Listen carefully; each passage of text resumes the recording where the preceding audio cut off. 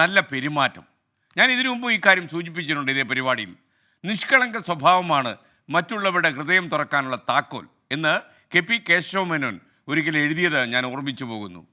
ഹൃദയവിശാലത ഉള്ളവർക്കേ നല്ല രീതിയിൽ പെരുമാറാൻ കഴിയുമെന്നാണ് പറയുന്നത്. മുതിർന്ന വ്യക്തികളിലുള്ള നമ്മുടെ ഇടപെടൽ വളരെ ആദരവോടുകൂടിയായിരിക്കണം. നമ്മളെക്കാൾ എത്രയോ അനുഭവവും പരിചയവും അറിവുമുള്ളവരാണ് മറ്റുള്ള ആളുകൾ. തീർച്ചയായിട്ടും അതിൽ നമ്മൾ ആദരവ് കൊടുക്കണം. യുവതലമുറയിൽപ്പെട്ട പലരും പക്ഷേ മുതിർന്നവരെ താഴ്ത്തിക്കെട്ടുന്നത് അവരുടെ സാങ്കേതിക അജ്ഞത ചൂണ്ടിക്കാട്ടിയാണ്. സാങ്കേതികമായ അറിവില്ലായ്മ പരിഹസിക്കപ്പെടേണ്ട ഒന്നാണോ? നമ്മൾ ഏതെങ്കിലും ഒരു യന്ത്രത്തെക്കുറിച്ച് അറിയാം എന്ന് പറയുന്നത് ഏറ്റവും വലിയ വിജ്ഞാനിയുടെ ലക്ഷണമാണ്? ഒരിക്കലുമല്ല. പുതിയ അറിവുകൾ ക്ഷമയോടെ അവർക്ക് പറഞ്ഞ് മനസ്സിലാക്കി കൊടുക്കുകയാണ് നമ്മൾ ശ്രമിക്കേണ്ടത്. പുതിയ കാലത്തിൽ സാങ്കേതിക ജ്ഞാനം മാത്രമല്ല വിജ്ഞാനം എന്ന് പറയുന്നത്. മറ്റുള്ളവരെ വേദനിപ്പിക്കുന്ന പെരുമാറ്റം നമ്മൾ ഒഴിവാക്കുക തന്നെ വേണം പരമാവധി. ചിലപ്പോഴൊക്കെ നമ്മൾ മനുഷ്യരായതുകൊണ്ട് തന്നെ പൊട്ടിത്തെറിച്ചു പോകും.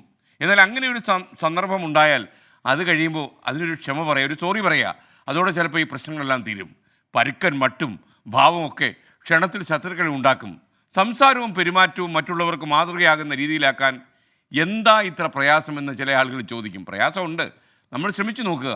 കാരണം നമ്മളെ നന്നാക്കുന്ന കാര്യം നമ്മൾ വീട്ടിൽ നിന്ന് തന്നെ തുടങ്ങണം. നമ്മുടെ സാമൂഹ്യവൽക്കരണം, സോഷ്യലൈസേഷൻ എന്ന പ്രക്രിയ ആരംഭിക്കുന്ന വീട്ടിലാണ്. വീട്ടിലുള്ളവരെയാണ് നമ്മൾ ആദ്യം അനുകരിക്കുക. അത് കഴിഞ്ഞ് നമ്മൾ വിദ്യാലയത്തിലെത്തുന്നു, സ്കൂളിലെത്തുമ്പോൾ അവിടുത്തെ അധ്യാപകരെ നമ്മൾ അനുകരിക്കാൻ തുടങ്ങും.